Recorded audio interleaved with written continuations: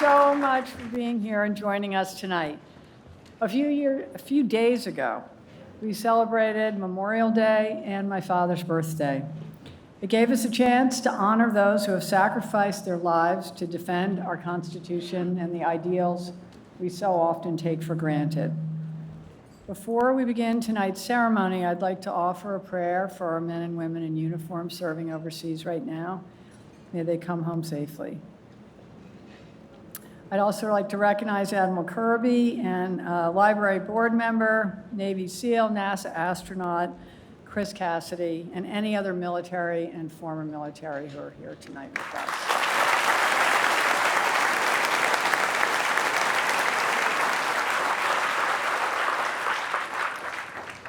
In his inaugural address, President Kennedy challenged all Americans to give back to this country that has given us so much. My father inspired a generation, and now, as their children and grandchildren, it's our turn to serve, to be active citizens and courageous leaders in any way we can. Thank you for supporting his legacy by being here tonight or by watching at home, and especially to everyone watching in the Twin Cities. We are so happy to share this night with you.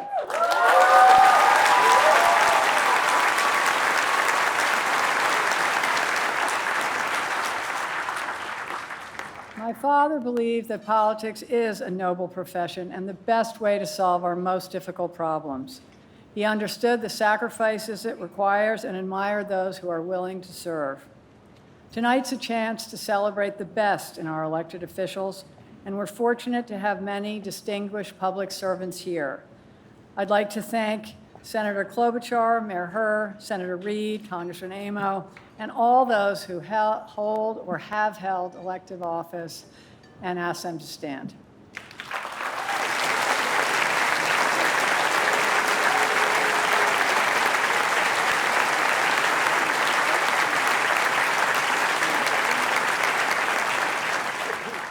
We couldn't do this work without the many people who sustain this institution throughout the year. The staff of the Foundation, National Archives, led by Rachel Floor and Alan Price and their teams, Bob Rivers, our chair and our board chair. Thank you, Bob. Thank you, Alan and Rachel. We're fortunate to have some of our most generous supporters stand with us this year. I want to thank Eastern Bank, Wilmer Hale, the MacArthur Foundation, and the entire Donahue family for being here every year and supporting the library in this award. The Library Foundation has been successful thanks to its extraordinary leaders, and we've been honored to have Senator Paul Kirk, Ken Feinberg, Ron Sargent, John Shattuck, and we remember our friend and former director, Chuck Daly, who we lost this past year. Politics is a family endeavor, and I'm so grateful to the members of my family who are here tonight and whose support over many years has kept my father's spirit alive and made this institution a living memorial. Thank you, Vicki and Stephen and Cheryl, for your service to the library. You were always there when we need you. This year, we even have new family members here. I'm so happy to welcome Emma Shriver and Garrett and Mary Moran.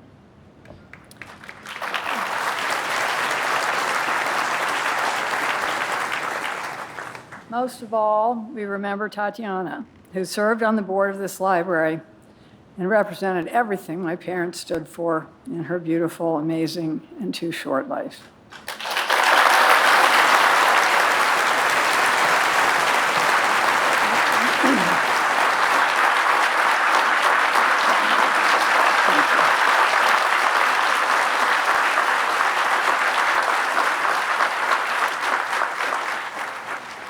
It's hard to be a profile in courage, but sometimes it's even harder to be their family member. I know they couldn't do it without you, and I'd like to ask the family members of our elected officials and our honorees to stand so we can give you all a round of applause.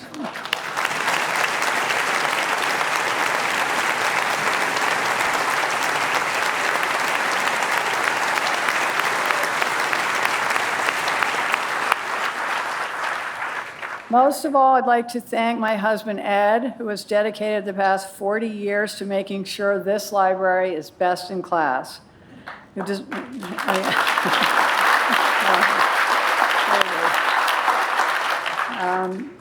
He designed this award based on the lantern of the USS Constitution, the oldest ship in the Navy, which is moored just down the harbor, and reminds us that we each have a responsibility to shine a light in the darkness and protect our democracy.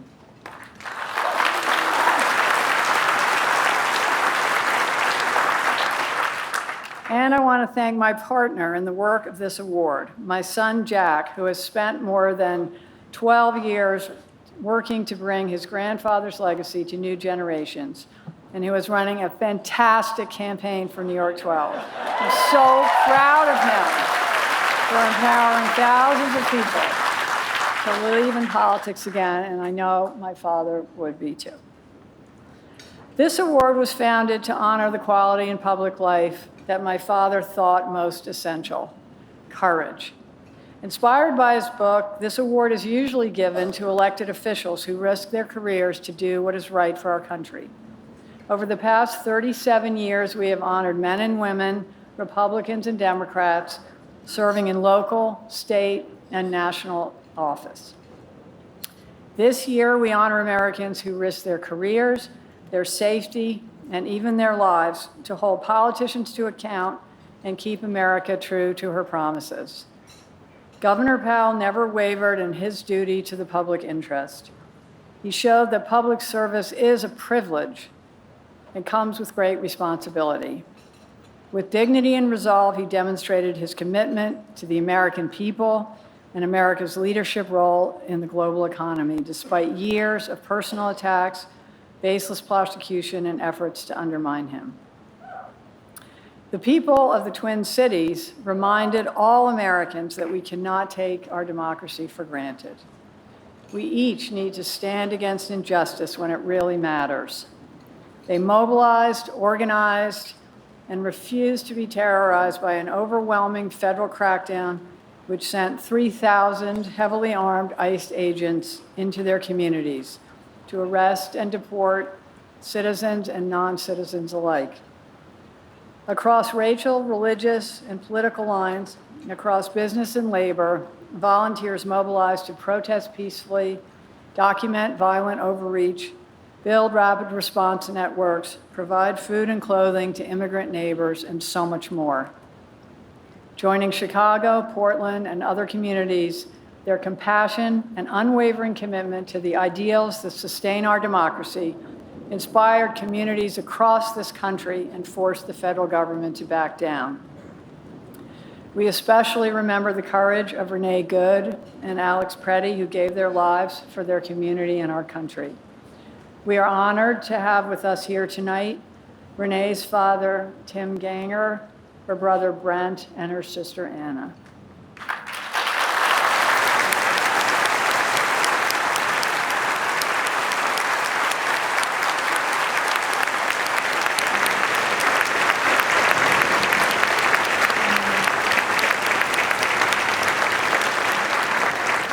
As we celebrate America's 250th birthday, their courage and the integrity and courage of all our honorees sets an example for all of us.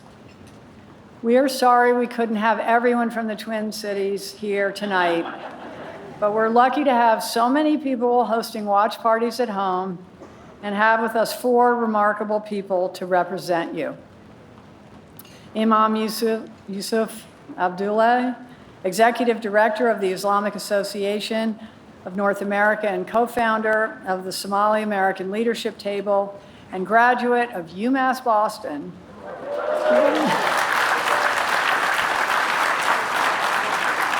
Who helped the Somali community withstand rising hate crimes and political attacks and joined other religious leaders to help lead peaceful protests. Natalie Errett, a veteran whose son inspired her to start Haven Watch after he met people who had been released from the Whipple Detention Center warehouse at night.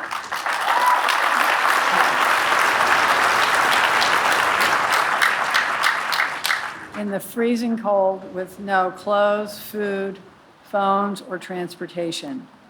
When I spoke with her a few weeks ago, she was trying to stop an 11-year-old girl from being taken to Louisiana for deportation by 2 armed male federal agents with no information as to their name, flight number, accommodation, or plan.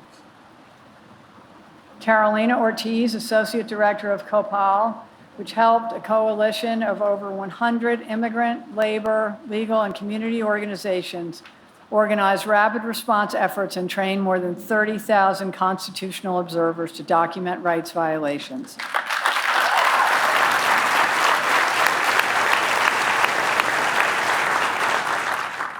Columbia Heights School Superintendent Zaina Stenbeck, who forcefully spoke out after her students were harassed and detained on the way to and from school. She has exposed brutal ICE tactics, set up neighborhood watches around the schools as ICE patrolled the streets so that students would be safe. And she galvanized educators across the Twin Cities to make schools protected spaces. We will now take a moment to hear from them in a short video.